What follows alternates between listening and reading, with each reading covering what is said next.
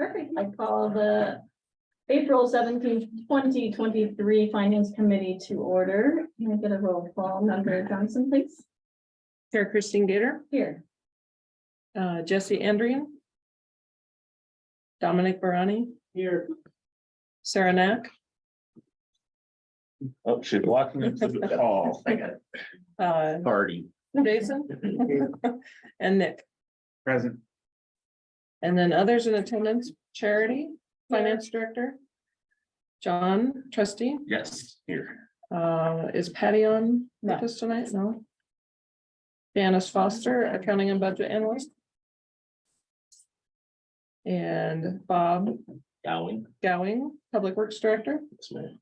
Megan Smith, Deputy Public Works Director. And then Sarah's here. All right. Yes, Okay. and Thank you. for the record, Jesse is now in the meeting. Okay, Perfect. great. Thank you. Perfect. We'll start with action item number 1, minutes.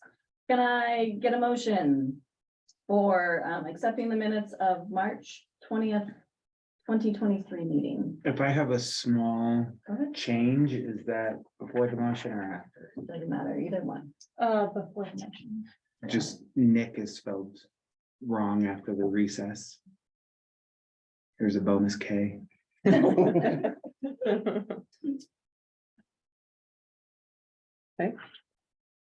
I can make that change. And I move to accept the minutes as changed there. I get a second. Is that Jason? Sorry. Second. Jason second. Yes, Jason second. All in favor, say aye. Aye. Any opposed, say nay. Motion passes. Thank you. All right, presentation from Public Works. Good evening. I'm Bob Gowing. I'm the Director of Public Works.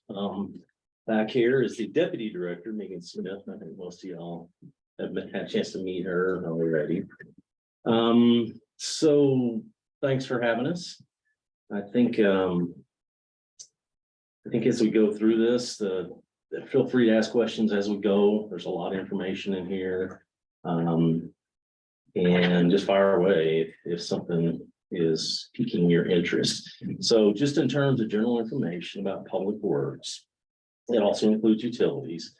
We're consist of 5 divisions. There's the Public Works Administration and Engineering Division, which is Megan and I and our administrative assistant, and the other engineers are employed by the town.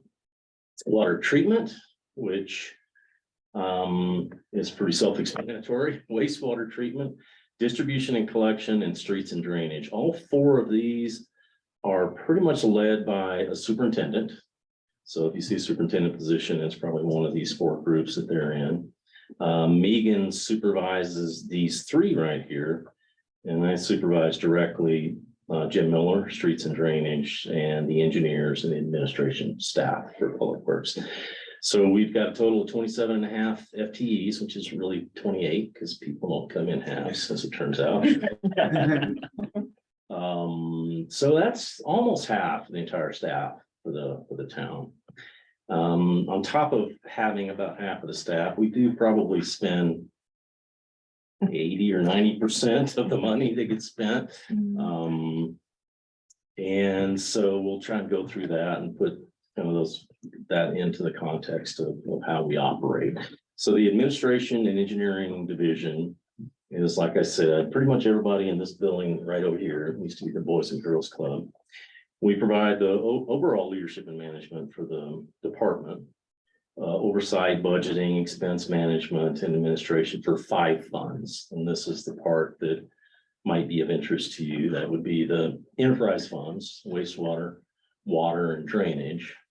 And used to be called Public Works Admin. I don't know what it's called right now, but it's basically the budget for everybody in that shop over there, plus some of the streets crew, like the people in the streets and drainage crew are in that budget, and distribution and collection, which is spread out, by the way. So, well, the 5 funds are Public Works Admin, water, sewer, drainage, and streets. Distribution and collection, even though it's a separate division, is pretty much 50-50 split between water and sewer. Distribution is the water lines that bring water to your house. Collection of the lines that take sewage from your house to the plant. And so they're water and sewer pretty much. So anyway, so we kind of manage most of the utility revenues and the revenues for those funds through the budget process, through the utility rate study that Megan headed up in conjunction with finance. We work a lot with finance on all of this, by the way.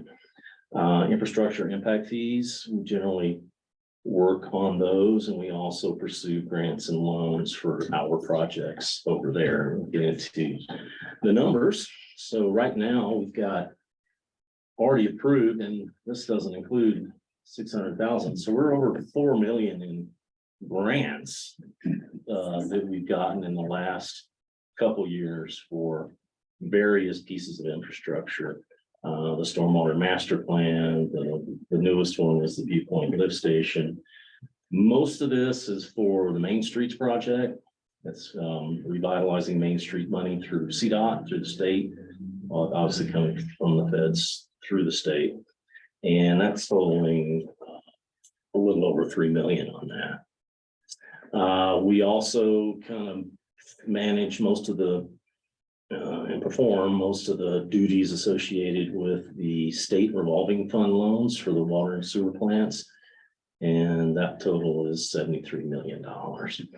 So our expenditures, the total operating expenditures for public works, $13 million-ish. Our 2023 CIP budget is about $49 million. 13 million and 48 million. Sorry, I misspoke there. And most of that is the water and sewer plants, but there's this scattering of projects and all the funds throughout that total. Our total 5-year, we've ever since I've been here, maybe a little bit before, kind of have a 5-year CIP plan where we try and plan out as best we can CIP improvements over the next 5 years.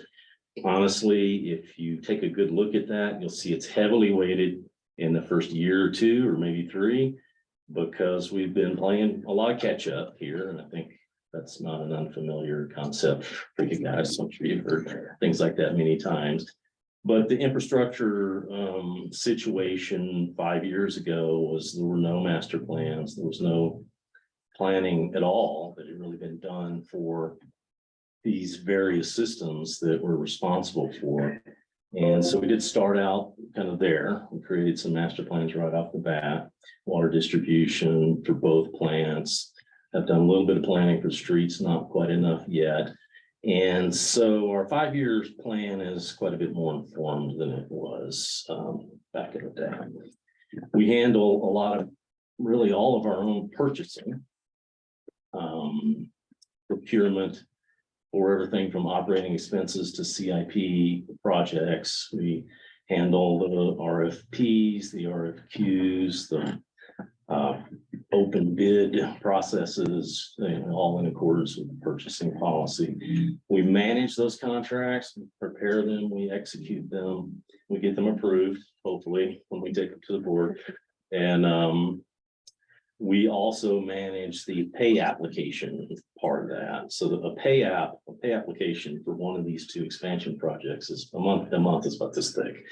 There's not only the pay app information itself, but all the Davis-Bacon stuff that we have to stay in compliance with those federal rules about money, Davis-Bacon wages, American Iron and Steel, and a few other things. That's a very involved process that our project managers spend a lot of time on. And that all goes to the state and then CDPHE. And when they've approved it, we get reimbursed for what we spent on the contractor. So we do a lot of our own in conjunction with folks over here in this building. Grant applications and administration and reporting, which is also quite a time consuming deal. Our engineering section, basically think about what we do is life cycle management for almost all the public infrastructure in town. we'll get a little bit more into that in a minute, but that goes from planning the need for this facility, planning the financial ability to pay for that, balancing that out. That's not always a involved process, balancing the revenue to pay for these improvements against the need. The design of those, the civil engineering, mechanical, electrical design, whatever it might be, architectural, the actual construction, we're in the construction phase on the 2 plants right now. Once it's built, we have to operate it, we have to maintain it. We want to manage the assets that we've paid dearly for, and we need to also manage the compliance. The utility in particular, and the streets to some extent as well, are just almost buried under multiple layers of compliance requirements that come from the federal government, generally speaking, through the Colorado Department of Public Health and Environment, CDPHE, to us. And they're not requests, they're requirements that we have to meet in order to continue to run the water and sewer utilities. And then we repeat. There's nothing that ever gets built that lasts forever. So as soon as all that's done, we're thinking about when we need to get started on the next phase or the next major piece of infrastructure. So it truly is a system or a cycle that you need to look through that lens in order to kind of understand how all this works. None of these are really one-timers. They're all something that builds towards something else or something that corrects something that was done wrong in the past, that kind of thing. We do development review and construction inspection. Well, it doesn't occur to a lot of people, but almost all of our infrastructure except the plant facilities and utility facilities are dedicated to us by developers. So a developer comes in and they develop a quarter section of land. They build the streets, they build the water, the distribution and collection lines. They do the grading, they do everything else, the curb and gutter, the sidewalk, the whole shebang. And they basically give that to the town.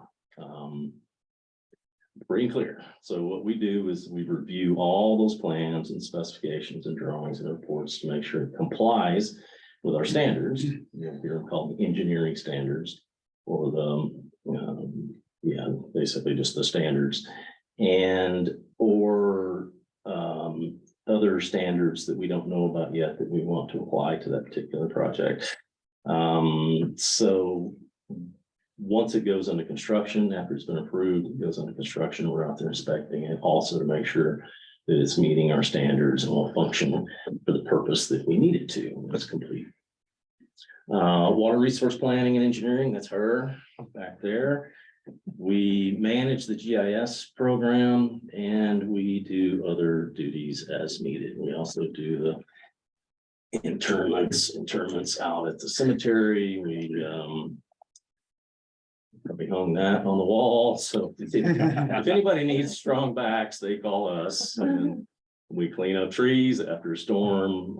We do pretty much everything that is outside of a building we take care of, other than parks. It's a different department. So our facilities, instead of listing them out, I thought, well, I did list them out, but instead of describing them, I thought I'd just show you on the map where they are. So basically going from northwest, our main water treatment plant is right up here.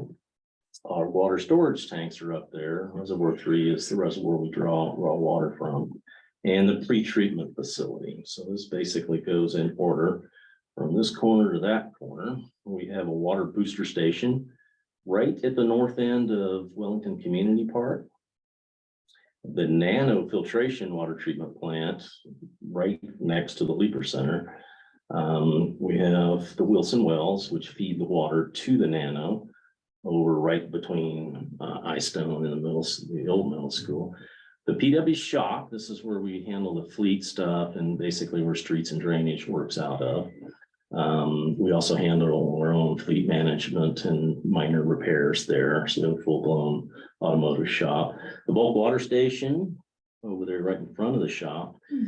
What we call the CDOT shop, because apparently we bought this from CDOT way back in the day, but it's mainly storage and we share that with parks. They store some of their mowers and stuff like that over there.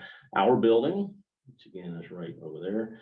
The wastewater lift station most of our system drains by gravity to that point and then has to be pumped up and over to the wastewater treatment plant. So that's a fairly substantial system of pumps and force mains to keep the sewage flowing.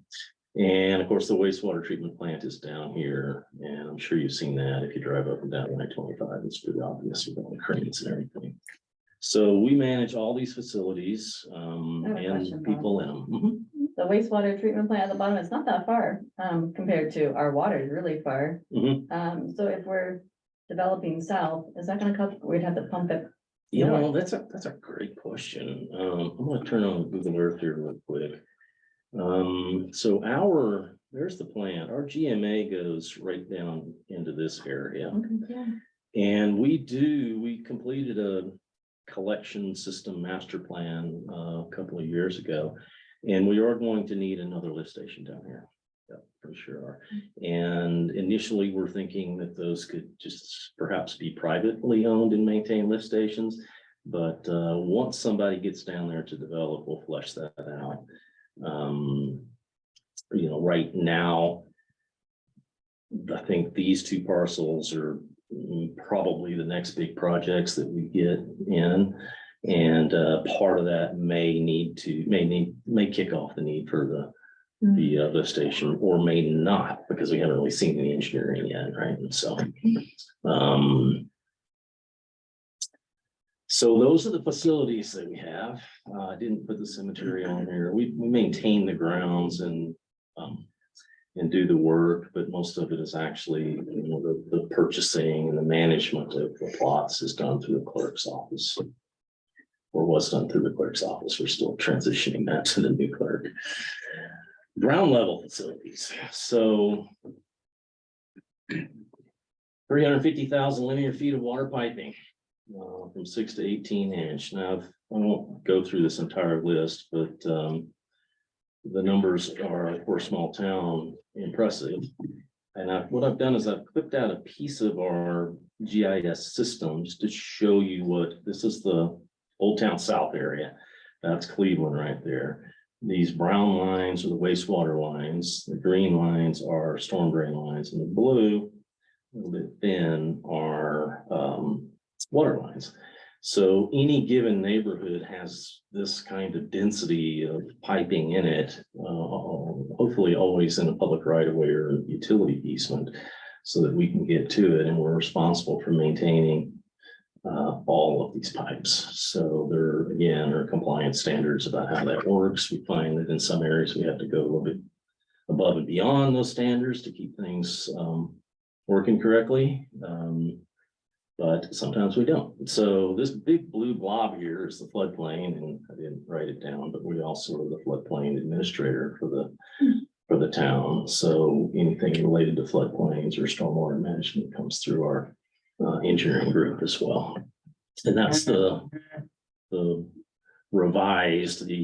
upcoming revision to the floodplain. There's no actual changes over here. All the changes are over in Moxon Creek. So with that, that's kind of what we do on a daily basis. And I thought I'd throw just a couple of highlights from the capital improvement program. If I'm sure you guys are intimate with the budgets, you know that there's quite a few projects in there for us, but the two big ones. The water treatment plant was kicked off before I started 5 years ago, because we were we were out of compliance in terms of our discharge from the plant. That plant was designed with what's called a liquid discharge that goes back to the reservoir. That has to meet EPA standards for discharges that are actually more stringent than the discharges that we have down at the wastewater plant. We were out of compliance, and there was no way to get into compliance without totally rebuilding the plant, which we're not doing. To improve taste and odor and to increase capacity for future growth. And I've been asked this many times. Is that expansion project only for future customers that arrive through development? The answer is no. We would be out of the water business if we weren't doing something out there to eliminate the liquid discharge. And of course, taste and odor is a continuous concern for Wellington since apparently the beginning of time. We're gonna put a stop to that. Design philosophy in general was to take a long view. We wanted to plan for not just this phase, but kind of the ultimate population and extents of the town. We work closely with planning to understand that, the growth management area and the anticipated population within that area. And for both plants, we basically ended up cutting that future growth, the growth of the utility to meet the growth of the town roughly in half. So the phase that we're on right now gets us about halfway to ultimate, and it's also about doubling our current capacity at both plants. So you can think of our utility evolving from 0 through kind of 3 steps to a point where we would serve something like 45,000 people far into the future. So we're designing for that now. We're leaving stubs, we're leaving room for the additional pieces and processes that we'll need in the future. So we've kind of basically designed the process for the future plant and are building everything we need to build to enable that. So theoretically, the next phase will be cheaper in current dollars because we'll have a lot of the backbone there, but it won't be cheaper in future dollars. Know that. We wanted to make sure we aligned with the strategic plan, which we just talked about a little bit, or the comprehensive plan rather, and our various utility master plans. We have numerous internal master plans that are all based on these concepts, and generally those master plans lead to the design and construction phase. And we're hoping to open that plant in the summer of next year. This is generally what it looks like. This is County Road 11, and that's County Road 68. You probably have seen the water plants out here. There's one existing plant, tanks. There's 2 existing tanks here. Everything that's in a light line like this is an existing building. Everything that's dark is new. These big ponds out here are really the key to this new process to help us eliminate the liquid discharge from the site, which again was a compliance requirement. So we're building a new ozone facility for taste and odor, the treatment facility and the chemical facility, and then the ponds and everything else that kind of goes along with that. The wastewater plant, a lot of this is pretty much the same. We approach the wastewater plant expansion in the same philosophy that we approach the water plant expansion. And we're anticipating completion of that summer, fall of next year. And those are final completion dates. And that site plan, again, the existing structures, most of which we're keeping and reusing, are all kind of in this central area. Building new digesters, a new blower building, and various aeration facilities over here, clarifiers and aeration basins. The new headworks. How many people have been out there, John? I know you was out there today. We're open for tours. If anybody wants to come out and kind of get your hands dirty, there's an opportunity to do that if you'd like. Just let us know. And that's about the extent of my presentation. Anybody? Well, thank you. Yes, thank you. For a tour, we just contact you or Megan. We schedule them very regularly. Okay. Our superintendents love showing off their toys out there. So yeah, they'll tell you all about it and more. So you're saying the water treatment plant, when it opens, is double what we have now? Yeah. That's only half of the long-term goal. No, it's 2/3 of the long term. Okay. So we're about 1/3 of the way through the planned or anticipated ultimate growth. Yeah. So. And then we're not gonna grow after that, sorry. Well, that's what the comp plan told us. Oh, okay, So we're good. Okay. that's the document that we need to kind of rely on for those kind of projections. Now, in 200 years, I'm sure we'll be flying around in jets and cars. Who knows what that'll look like? But for the way community development happens now, I think we're pretty much set for the long haul.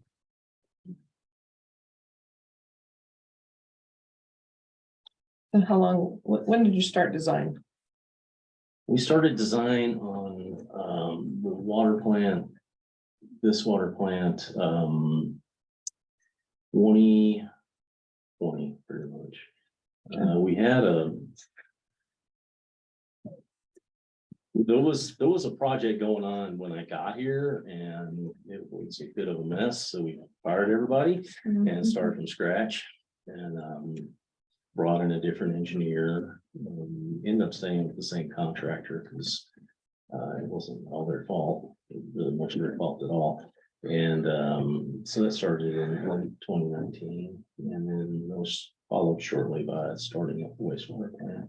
And they really do need to go together. See more water than you can treat at the wastewater plant, and, you're not able to function. So when the new water plant gets up and running, how long?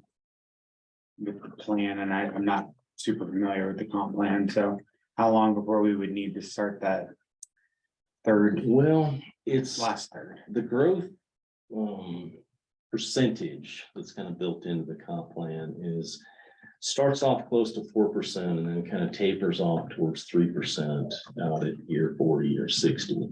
So in general, it's all planned for that kind of annual population growth. That could be 20 years, it could be 30 years. We're thinking of it as a 20-year plan just because it's a little bit more conservative way to think about it. If the customers don't come, if the growth doesn't happen, then that creates all kinds of issues like the issues we just went through and resetting rates and the impact fees. So it is important to have the right level of growth to kind of support the financial plan that you put together for this infrastructure. So that's about it, about an average of 3.5% over the next 20 years or so. And how long are the loans? 30 years was both, well, water, I don't know, because water was done back in, so they took out a loan back in 2019 Yeah. for the old design. And then we went through the whole debacle, and then so I don't know how long the term is on that one, but I know the sewer plant is 30 years. Okay. That's 20. It was 20. The water plant's at 20. Yeah, I think we actually changed because that was one of the recommendations that came out of the advisory board from the water rates was to do a longer term on the loan to help kind of spread things out. So we weren't having to hit the residents as hard and commercial alike. So that was part of the reasoning with sewer that we looked at in 30 years. Did, I think some of y'all might have seen the kind of the Dave spreadsheet, we're calling it, kind of this financial model, the balanced growth against with its revenues against the debt service and increasing operating expenses.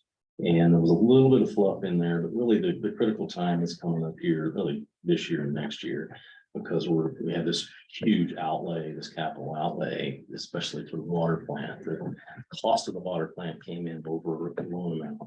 So some of that's got to come out of on hand, fund balance. Wastewater plants in better shape, but the plants a little bit problematic. And that model, it going through that thing, and the subsequent model or rate study consultant put together, it is so full of assumptions and like big assumptions, small assumptions that it truly is a model in the sense that it gives you a general direction. But we have the tools to kind of revisit it on an annual basis or biannual or every 5 years in terms of kind of right sizing the rates at that point, right sizing the impact fees and making adjustments as we go on. And that was one of Megan's projects, was to kind of head up that rate study that included most of that modeling, the new modeling we're using now. So we're 3.5 months into the year. Are we on track for growth or? We're still in the period about 2 years ago. I got together with Cody, our planning director, and said, we're gonna need to manage building permits because we can't afford to run out of water. That's one thing you cannot do. And so we set a target of 300 residential building permits over 3 years until we get the plants open, and we're still on track for that. Okay. I think there is You know, right now, frankly, we're more in the mode, and some of you may not like hearing this, but we need to be prepared to bring in the revenue that's needed to support the financial model. And to do that, we're gonna need lots, because they're still building homes here and there's some commercial development. But nobody's created any new lots here in quite some time. So you'll see some more projects coming in as, you know, it takes a good year, year and a half from the time you submit to when you're ready to break ground. And then it's another 6 months before you're ready to pull a permit. So now's the time for us to kind of be encouraging the developers that have been sitting on their hands for a couple of years to get some projects in. And Cody's doing a good job of that. And, you know, growth is not for everybody.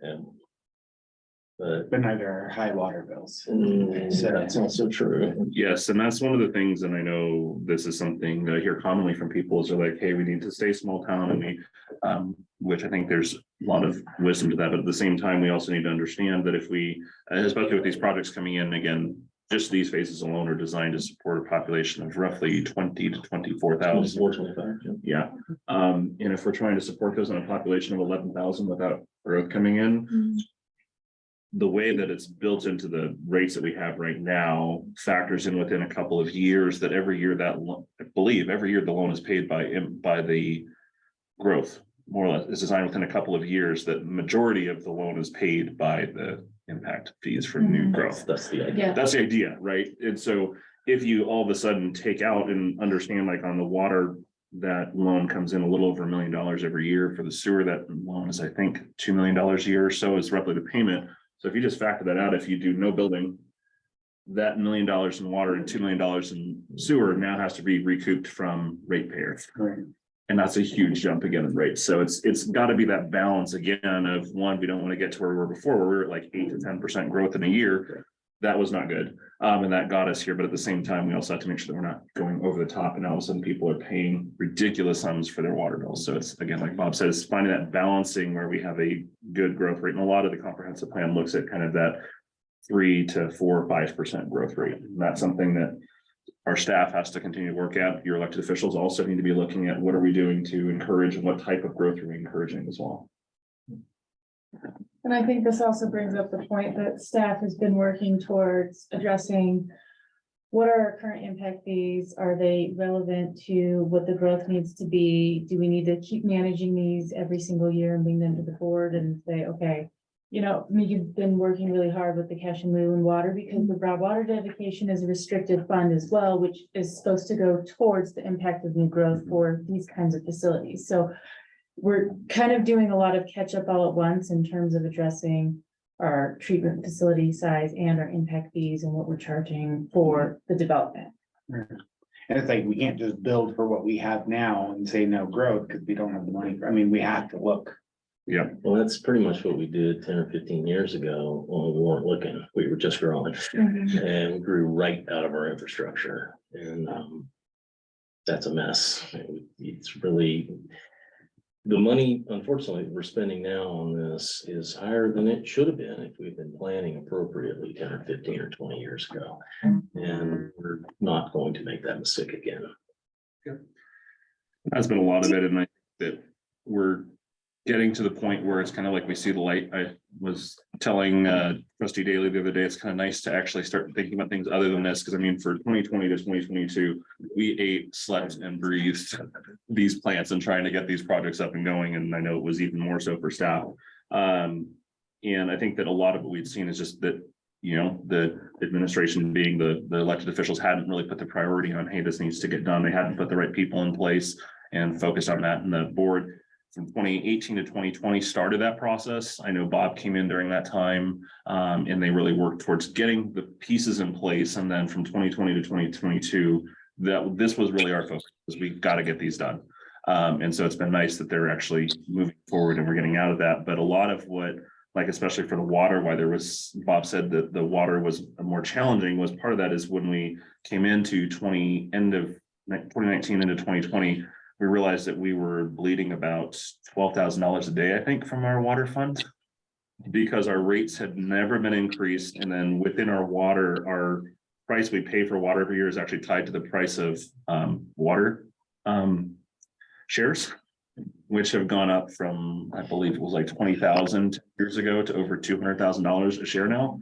And so our price of water has astronomically grown. And so that had never been taken into account to the rate. So when you look back at why was there the massive jump in 2020, it was because we were at a point where it was like, if we don't do this now, we will be bankrupt within a matter of months. And so that was the massive jump. And then we had time to take a little bit better look, kind of clean it up. In this last year, we were able to do the full rate study and say, okay, we're not bleeding money anymore. Let's figure out what the rates should be. But then again, those are still based off of trying to balance growth as well as, trying to not outgrow ourselves again. So hopefully we're setting the groundwork now that as long as, future staff and future boards continue to pay attention to what has been done, should have the town well set up to not run into these problems again. There's some pain though in the short term. We're still feeling the pain. But that'll start to tail off a little bit in the future. Are there any projects that are not related to the plants that you're excited about doing? The Main Street project, yeah, well, that's gonna be an awesome project. It's gonna be difficult keeping the businesses open and keeping access to folks as we're, working up and down Main Street there. Drainage is gonna be the biggest challenge by far on that one, and we're already trying to work through some issues with CDOT on that one. We have, next year, you'll see some drainage projects that are coming out of our master plan.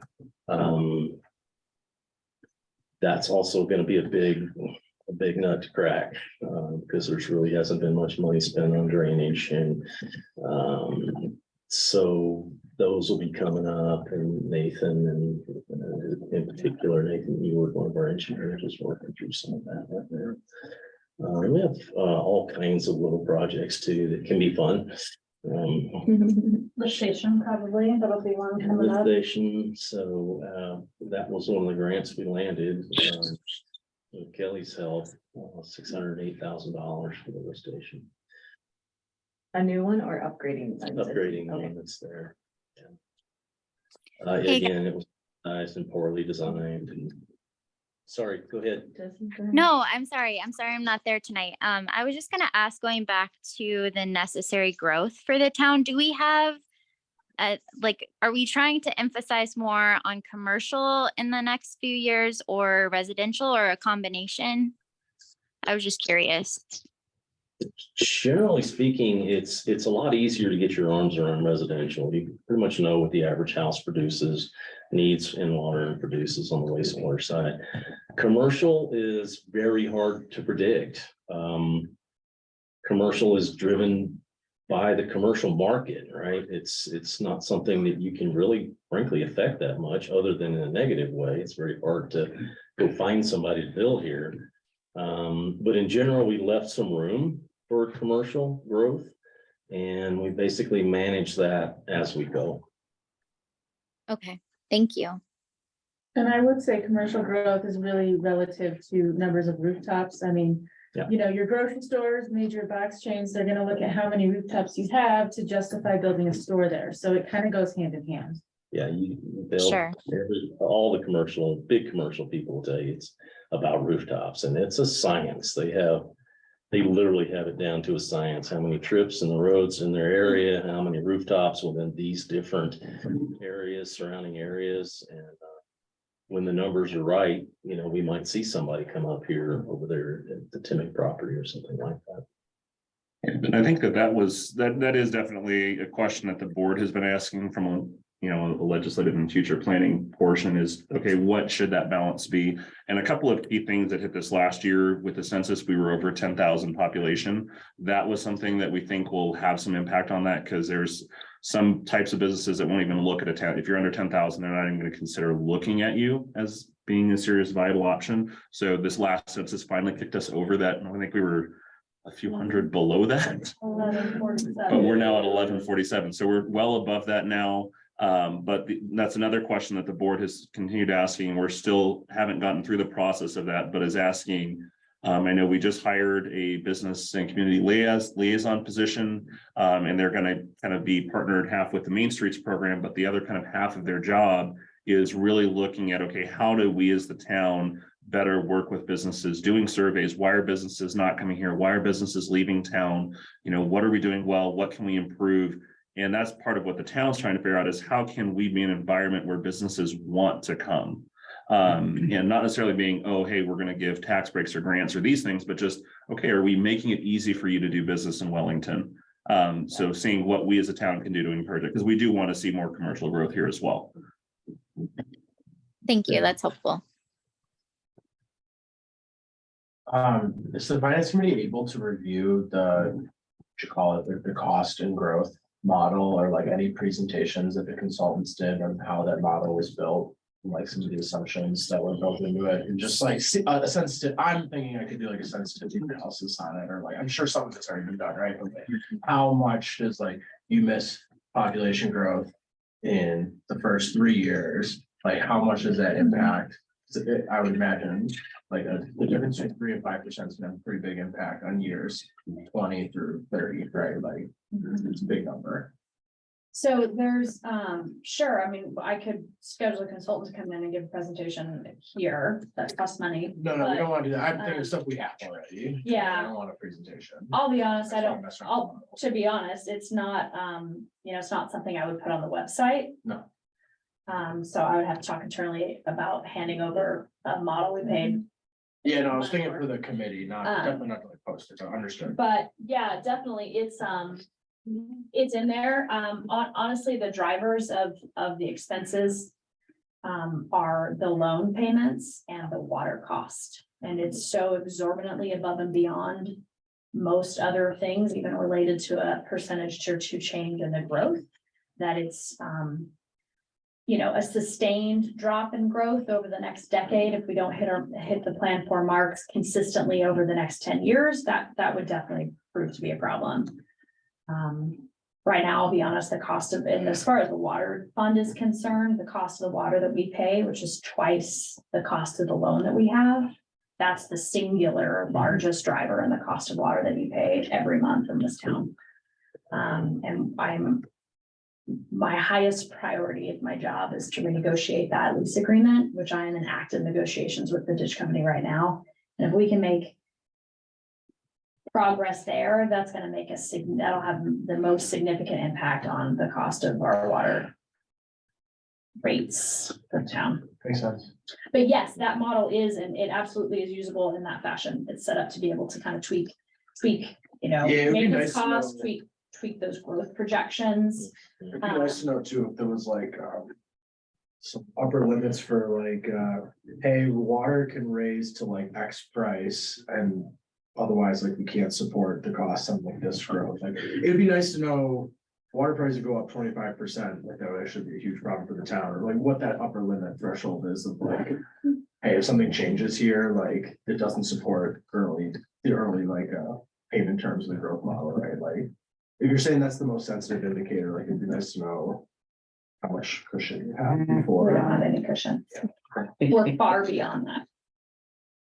Like, we don't have any All the cushion. cushion was used up 15, 20 years ago. Yeah, specifically probably about 8 years ago. And also, by the way, we weren't charging nearly enough for impact fees. So Dramatically. that not buffer enough. wasn't where it needed to be to support these expansion projects. Yeah. We have kind of planned it out where we hope that the growth matches the demand, that we'll have more cash on hand from impact fees. Yeah, a lot of the cash goes down to paying down the loan, but that plus operating income should get us a little bit ahead in time for the next phase, the last phase of the expansion projects. Yeah, to give perspective, like on the cushion, so I think it, and this is part of why what Charity's been doing and what you guys are a part of with working with her on getting the finance piece, because that was a big part of it, is the previous financial situation. No one really understood what was going on in the water fund. And when we finally bridged that out, I think it was from 2011 or 2012, literally every year, I think there was one exception from 2011 to 2020, our water fund was negative at least $100,000. In the highest year, I think was $1 million that went out. And that fund is supposed to be static. It's not supposed to really grow. It's not supposed to really, it's supposed to be, 20,000 plus 30,000 under. But literally, I think there was one year that was like a 30,000 over, but every other year was over $100,000 that was going out of the water I can fund. remember when Pete developed our first fund balance policy, Yeah, 4 years ago, and it's changed. Yeah. I don't know, So- 3 or 4 times since then. and that's why it's so important that we have the accurate financial data, because then it allows charity and staff to come and present that to the elected officials who can then say, which is what we did in 2020. We said, something's got to be done and it's going to be ugly and people are going to be really mad, but we have no choice. But it's like, if we don't have accurate information, which is why it's so important what charity's doing right now, we can't, again, because it all comes down to us. If we're not willing to make those decisions, stuff doesn't get done. Staff can recommend things till the cows come home, but if we're not willing to step up and say, hey, we got to do this, that's on us as elected officials. But it's so important that we have the information necessary, because once we had that information, there was no more like, oh, I don't want to, or people be mad at me. It was like, we don't have a choice. And so I think that's It what takes courage to do what we've been doing here the Yeah. last few years, especially for you guys. Yeah, I guess by cushion, what I really meant was. The framing of this, right, is that growth supports probably, if I had to guess, like year 5 and on of the model or so, right? Like your impact fees and your change in population. By the time like 5 to year 8, maybe, I'm just guessing, supports the growth. It'd be nice to know if there's certain things that could happen before that, that would put that math bad. Like what could happen where growth is not supporting the delta in cost? Like even you're like rosiest, like maybe if we're closer to 5% growth, like, is there some change in water price that makes that not true anymore? Is there change in Yes. some other factor that Answer is makes that yes. not true? That's Like, why. it would be nice to the extent like you can't really anticipate a price change, but like, it'd be nice to know if there were, like I said, upper limits, like some things that if you hit, that breaks the rest of the model. I'm like hesitant on any framing of like growth is supporting this, like that just, and especially because you know, you're not really growing this year, you're not really Mhm. growing next year either. So like, you're hoping that starting in 25, like work you're doing now is starting to get permits and impact fees ready for basically for 25. And that's what's starting. If you are slow for the next 2 years and you don't do that, like, I'm just like, my wheels are spinning of like, what kind of sets off and breaks the math there? Right? And I think kind of that's what I'm looking for. part of what we're doing now that didn't happen before, is that we're not just saying, you know, okay, Bob gave me these numbers, we gave you these numbers this year. We're not even gonna look at it till 2025.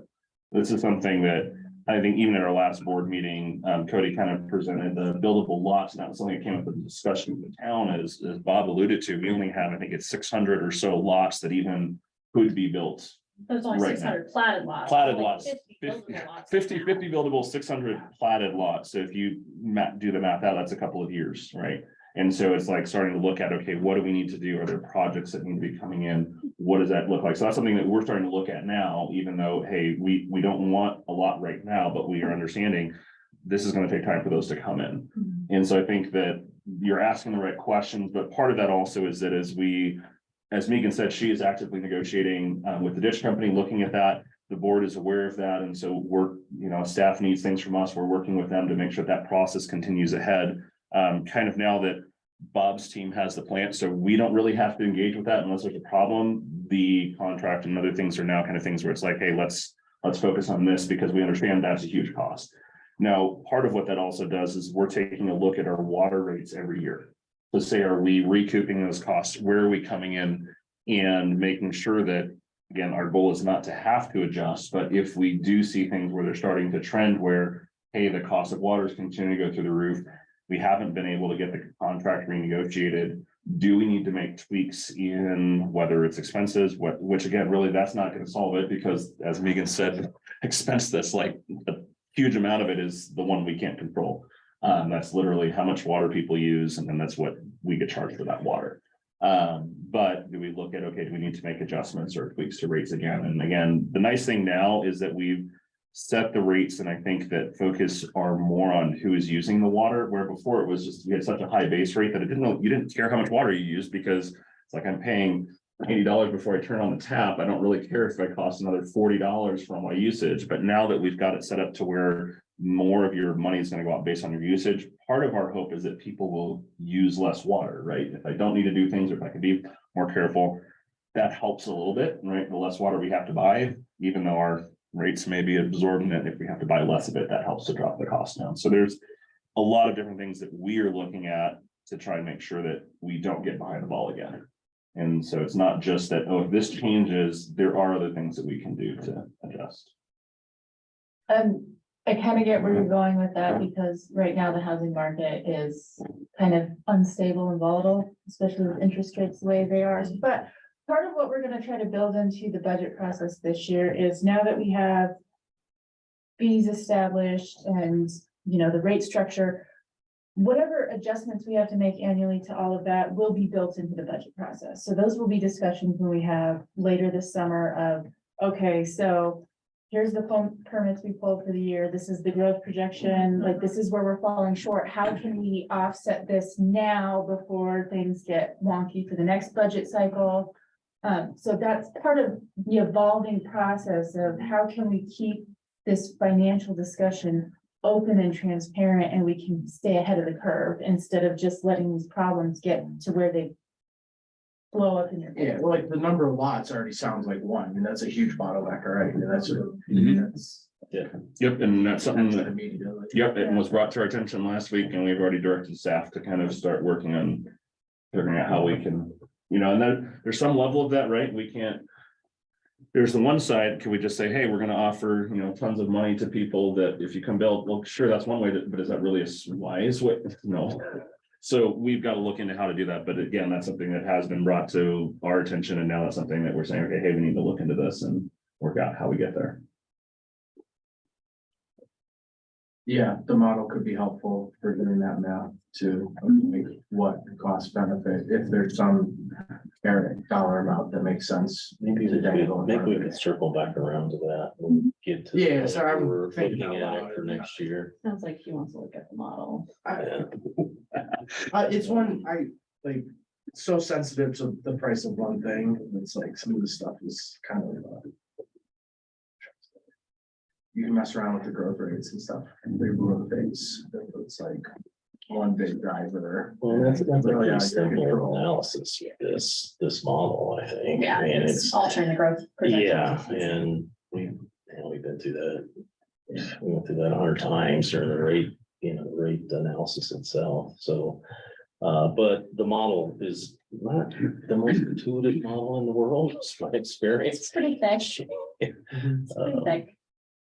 But most of it you don't have to mess with because you're not necessarily you're not changing the way that we've split up infrastructure in Yeah. different buckets to define whether it should be part of the base fee or part of the volume fee, right? Like that's kind of set. You're not, so I mean, if you're just looking at the big drivers, which would be growth, so money from impact fees, which would be the water costs, the raw water cost, and then maybe some overall general either overhead costs or maintenance costs or that kind of stuff. Yeah, it's pretty basic. I won't belabor this anymore, but I'll just say like for the board, I guess, it would be nice, or if it already exists, it might already exist. If like some of the information from the model was used as part of the plan for like, is it growth targets? Is it more lots? Is it like, what's my smallest number of growth I can tolerate here? Like, let's just say everything in the economy goes to shit, right? Like, what can we handle in the next like few years if like growth tapers to like 1%, right? Or like something pretty small, like then what, right? Like, what kind of impact does that have in your 5 years? I hope you can find a happy answer to that. If you- There's gotta be some, like, you have like worst case scenario on growth rates, right? Like that's like the simple one would be like, okay, let's say people stop coming here for the next 3 years because people are really, really scared about buying houses, like this, right? What happens then? And I think that'll be a large part of our discussions we have in the next couple of months with the board and dealing with lots is exactly that, is how do we as a town kind of look at where we're at and where we need to be in the next 3 to 5 years. And a lot of it is, what's happening around us, and especially if we get in the budget next year, we'll have some numbers to go with that and say, okay, where do we come in at? What's available and what can we realistically expect to happen and how do we adapt to that? We really do need to get to this single biggest piece, which is the cost of the raw water, what we pay one cooler for raw water. One of the biggest problems is that it's completely unpredictable right now. No idea what the cost of a shared North Cooler is going to be, but we know it's going to be higher than it was yesterday. That's one thing you could bet. Yeah. But if we knew that North Dakota prices were gonna do what they did, we would all be sitting on a few shares right now. Yes, So that- investment. Yes, I that, was gonna say, I'm assuming we're still like, you know, we don't know what those shares are gonna come out, but we'll be ready to move on something.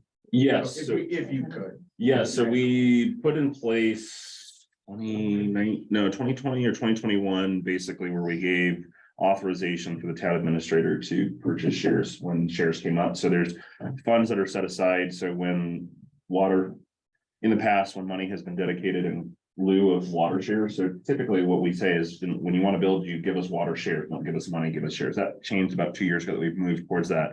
Prior to that, we had a lot of money that was given to the town instead of shares. And so within that pool of money, the town administrator does have authorization to actually move forward so that if, for example, a share does come available and the price is like, hey, this is decent, then she has authorization to move forward and to purchase the it's shares. just like buying a used car. If you find a good deal, you gotta jump on it right away.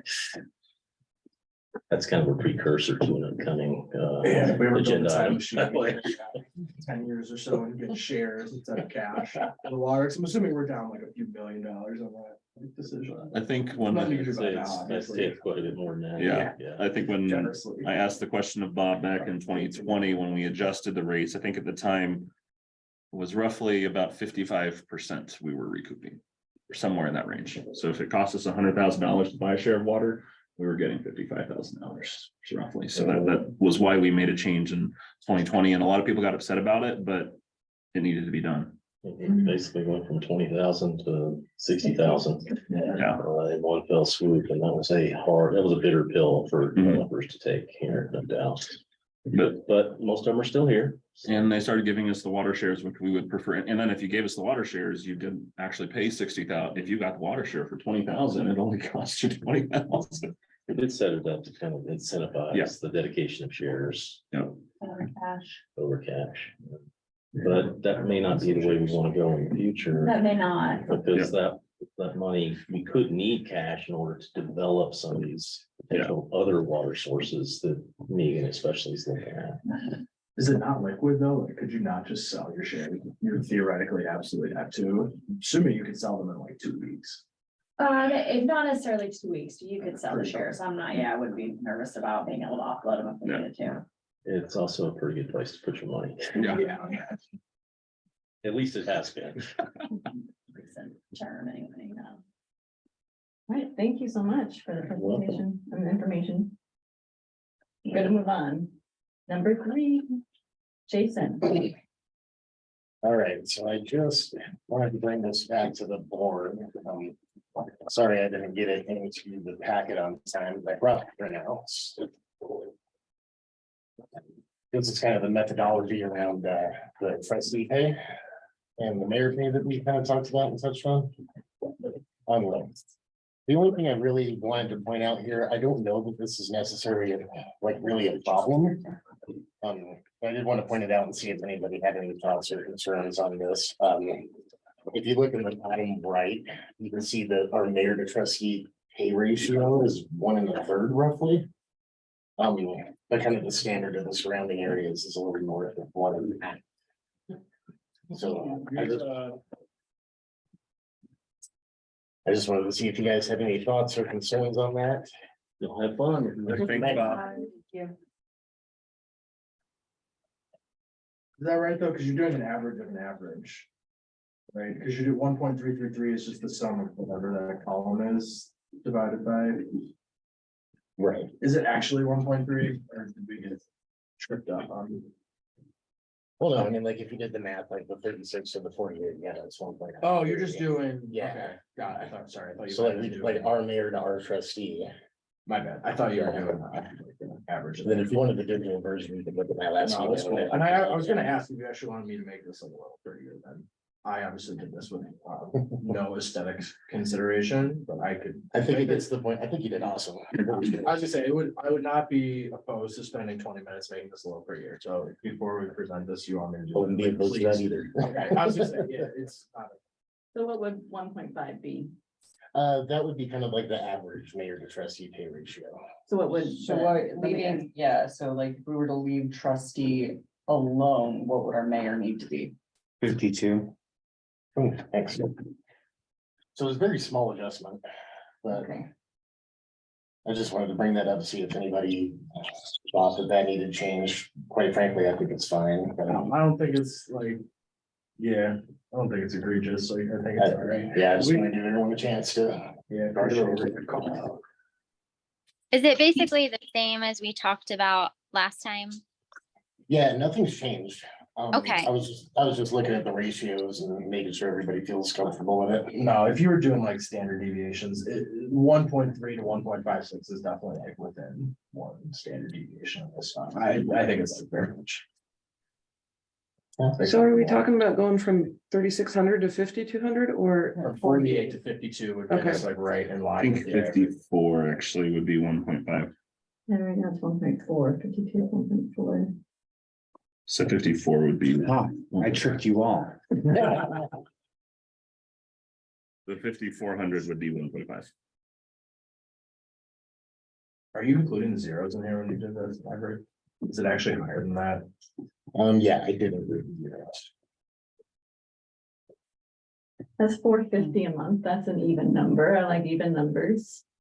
That's, For the Mayor. 5,400. yeah. For mayor. So 300 a month for trustees, 450 for mayor. I like, Is the mayor, I don't know how to ask this. I'm just trying to say it. Is the mayor working 1.5 times the trustees? He is driving right now. I asked him to send me a list. I would arguably, yes. I mean, I don't know the list of all the things that he's doing. I'll probably get the list after the meeting.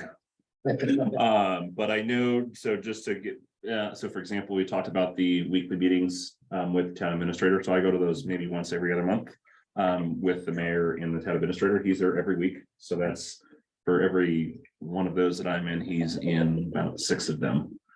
So there's that. There's also, I know there are things that'll be pushed out where they're asking for someone to speak on behalf of municipality, whether it be at an event or something, or speaking on an issue. The mayor is our official representative for the town. So if someone's going to speak in official capacity, typically that's going to be the mayor. Then there's just typically they get invited to a lot of, hey, will you come open this business or will you come support this? And then on top of that, he does sit on a board just like everyone else sits on. But then I don't know what level of communication he has on top of that. I know he'll reach out to me, ask some questions about if we have something coming up, trying to make sure he's addressing issues or concerns that I have. When I have an issue with, hey, I have a concern about how something's running, I'll go to the mayor, and I'm sure other trustees are doing the same thing. So no one's coming to me saying, hey, John, I have concerns with how things are running. We're all going to the mayor with those. So I would say that I would think he probably spends at least 1.5 times as much as we do. And he's currently making 3 times. Correct. He is currently at 3 times the trustees. I think what I like about the 54 and the 3,600 and the 5,400 is it does bring the trustees do a heck of a lot, and I know that, and so it brings them up. It's still a little below, we're just a little below average in both categories if we go to 5,400. I like even numbers too. I'm like you. So I'd be in favor of going 5,400 on mayor. I think it brings trustees and mayor more in alignment too. With that 1.5 versus a 3. As of now, do we know how often we plan to review this? Like, is it going to be an annual review or have we talked about that? It's a good question. good question. No, To a certain extent, it would be an annual review because it's part of the budget discussions. So it is part of the legislative budget where we go through that budget process. It gets tricky because when you do change board pay, the board that votes on it cannot receive it. So there's always a lag time and you have to wait until after the next election for them to receive the increase in pay. So reviewing it annually doesn't necessarily make sense. Maybe once every election cycle. Which would make sense, because every election cycle, you're gonna have a new board, you'll have a new, could be the same people, but every year, every election, you have a new board and you have a new finance committee. Because the finance committee is 2 years, basically, every time there's a new board, there would be a new finance committee, so that makes sense that. Perfect. Basically, every time you have a new election, you have a new finance committee, they could take a look at it as part of the budget. Thanks. Yeah. You gotta put on the door. You don't have to go, you can read slides off of it. I'm cool with 5,400. Yeah, Math. 54. Math, 5,400. Yeah. Okay, with the two, I just, Do we need a motion to change it? think so. Let's do that. Can I get a motion? I motion to make annual mayoral pay 5,400. I'll second that.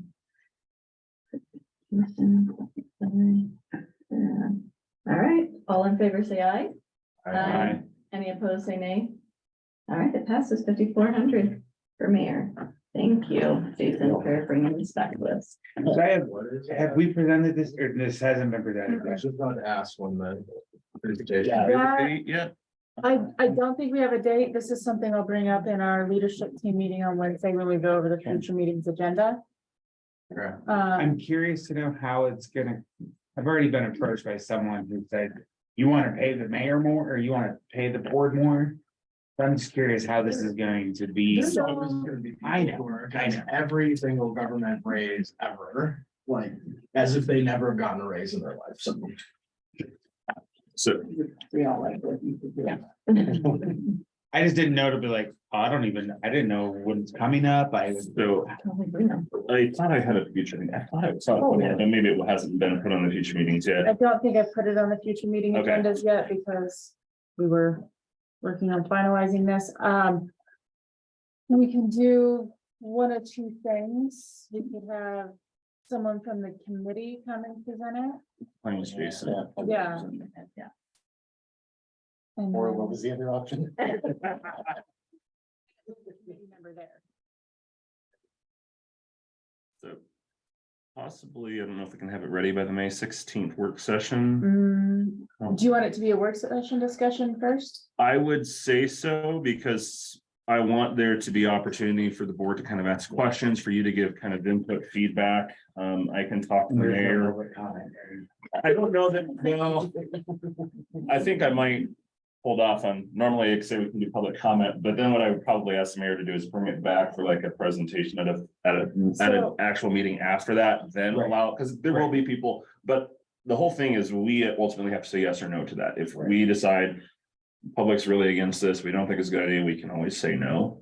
So I think it makes sense if you guys present that in a work session, that way the board can ask questions. If they think there should be any tweaks to it, staff can tweak that and then can bring it back maybe in a presentation. Yeah. I prefer a presentation, not let's vote on it. I prefer a presentation, collect public comment, and then maybe at the next meeting, we can So decide. would you what- want him to go to 2 meetings or 1?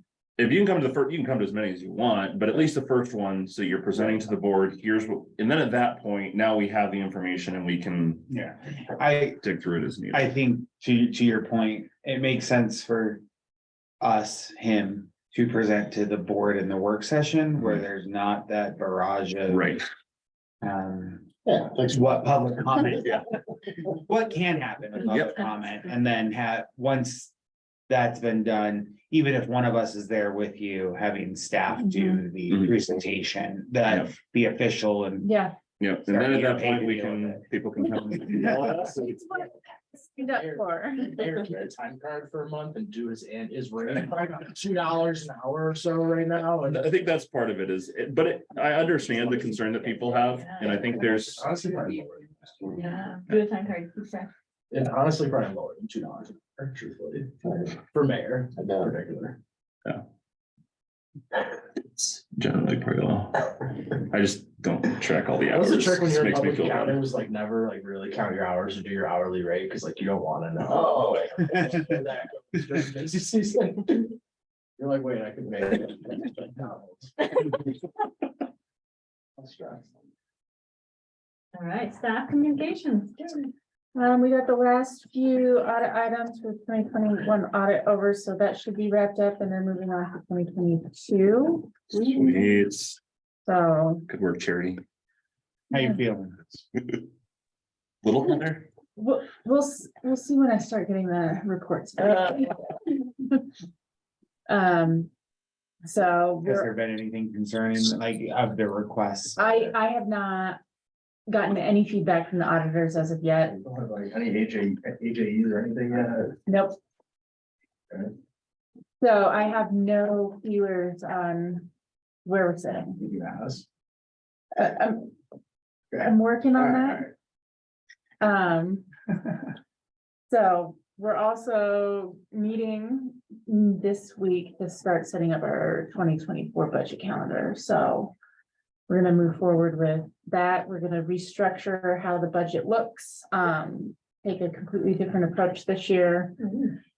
It may be a little more tedious than what was presented to you last year, but I think for transparency's sake, it will be better for everyone. Well, we'll have real actuals, so. Years of budget data, so that's a step in the right direction. Dennis, anything? Good. All right, trustee Peter. I didn't get forgotten this I'm time. gonna go with you first. I don't- So 2 items that I wanted to bring up for you guys, just for heads up for future. So the transportation pilot that I did last year, presented to the board this last Tuesday, they did approve staff spending a little bit more time to start looking into some different options. So we were told there's kind of 3 different options. We can create our own transportation agency. We can tie into another existing transportation agency like Fort Collins Transit, or we could look at trying to maybe connect into some regional partners. So we kind of all agreed that our own public transportation agency is a terrible idea. So we're not even really going to look at that one, but we are going to be kind of looking into the cost of what that would cost to tie into some of those other options. What are some different things? As we start to compile some of that data, I'd love to get that in front of you guys, get your perspective on it, because it's going to deal with like, okay, what is expected revenue, which we know we're going to lose money on it. That's kind of the thing with public transportation. You're not going to make money. We know that. So what we need to figure out is, okay, how can we try to make this work with what we're hearing from the community, but also make sure that we're not destroying our budget in the process. So we'd love to get some feedback from you guys as we get that going. So just a thing to keep in mind that once we have a little more information, I'm going to try to bring it to you guys to get your input on it. Also, the marijuana board will be discussing tomorrow. We'll be going through and discussing use of marijuana sales taxes and whether or not that should be increased. My understanding is the idea is the mayor wants the board to kind of have an initial discussion, and then they'll probably be forwarding that to you guys for discussion. So might be worth tuning in on Zoom or watching the video after the fact, just to kind of have some perspective as to what was discussed from the board, and knowing that it's probably coming to you guys next. What number on the agenda is it? Great Fourth? Not the beginning. question. Someone just give me a timestamp. Yeah. maybe I after can the- do that. know. 1 second here. I'll pull it up for you guys right now. Maybe we could do that. Just give everyone. And I can also let you know when it was. It is the 3rd item. So, yeah, the first 2 will probably take at least an hour, I would be a guess. So I would guess around 7:30 we'll kick into it, but I can also give you guys, once it's done, once the video's up, I can go find the point and I can send it over to you. So you can just go look at the video. You don't have to watch, but just want to have heads up on that. And I think, reminder, if you haven't RSVP'd, I don't know who has or hasn't, we are doing the volunteer appreciation dinner. That's coming up, I think, Wednesday. Next Wednesday. So the 26th. So if you haven't RSVP'd for that, we'd like to. It's too late. Technically. I was just gonna ask what the deadline. I got like Friday. 3 emails about it. Okay, so if you I finally haven't did it on Friday. If you haven't RSVP'd yet and you want to RSVP, send me an email and I'll see if I can pull elected official privilege and try to get you guys on. Oh, okay. So, It was like we were scheduled. I'm getting a steak dinner at T-Bar. yeah, steak dinner or chicken or Veggie. veggie, Vegetable lasagna. vegetable lasagna. That was the other one. And gifts. And gifts. Oh. And gifts. We have gifts for our hosts. No, I really. You're like, oh, man, I'm like- There was like the ref was already set for like 2 months and someone like stopped repping. Oh, no. 10 games that need to be picked up and weren't, so. We'll tell you how great it is next week. Yeah, please. Okay. That's all I got. All right, I'm gonna start with Jesse, if you're available. I have nothing. Thank you. I'm good.